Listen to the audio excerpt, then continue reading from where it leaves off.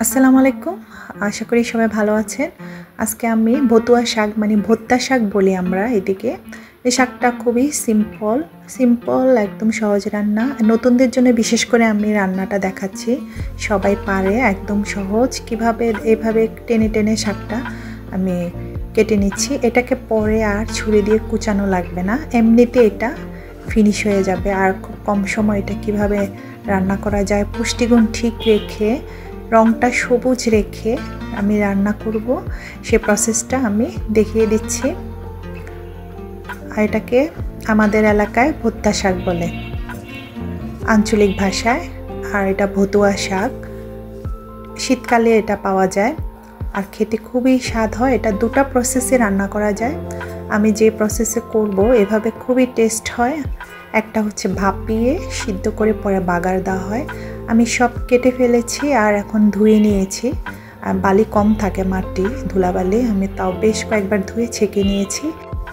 এখন চুলায় প্যানে পরিমাণ মতো তেল দিলাম। আমি শুকনা মরিচটা আগে একটু ভেজে নিচ্ছি। শুকনা মরিচটা পরে শাকের সাথে খাওয়া যাবে, খেতে ভালো লাগে।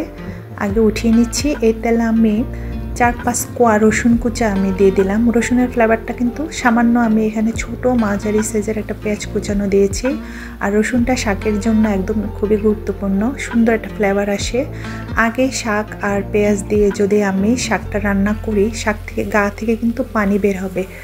ওই পানিটা দিয়ে আমি এটা কিভাবে রান্না করব সেটা দেখিয়ে দিব। আর লবণটা কিন্তু এখন দেওয়া যাবে না, এখন অনেকটা ফুলে আছে।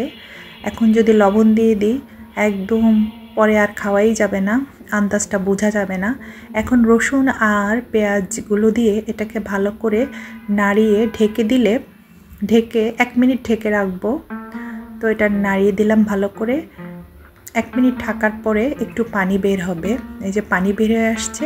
আর রসুন আর পেঁয়াজের স্মেলটা এটার মধ্যে ঢুকে যাচ্ছে। এখন আমি এটা বুঝে এখন লবণ দিলাম, 1/2 চামচের চেয়ে কম হবে।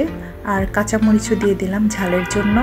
লবণটা দেওয়াতে কিন্তু বেশ পানি বের হবে, এই পানিতেই এটা সিদ্ধ হয়ে আসবে। আর চুলার আঁচটা এখন মিডিয়াম আঁচে আছে, পানিটা শুকাতে হবে। আর অল্প আঁচে রেখে দিলে পানিটা অনেকক্ষণ থাকবে, শাকটা বেশি নরম হয়ে যাবে, মানে পুষ্টিগুণটাও নষ্ট হয়ে যেতে পারে। তাই এটা অল্প মিডিয়াম আঁচে রান্না করে নেব। আর এটা সিদ্ধ হয়ে যাবে। এটা রান্না করতে 5-6 মিনিট লেগেছে। পানিটা শুকিয়ে গেছে, লবণটা একদম পারফেক্ট হয়েছে শাক বুঝে।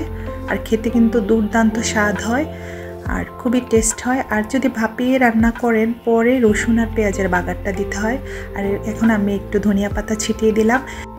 এভাবে শাকটা ভাজি করলে রসুন পেঁয়াজের ফ্লেভারটা ভালো আসে। প্লিজ একটা লাইক সাবস্ক্রাইব করে আমার পাশে থাকুন। সবাই অনেক ভালো থাকবেন, সুস্থ থাকবেন। আল্লাহ হাফেজ।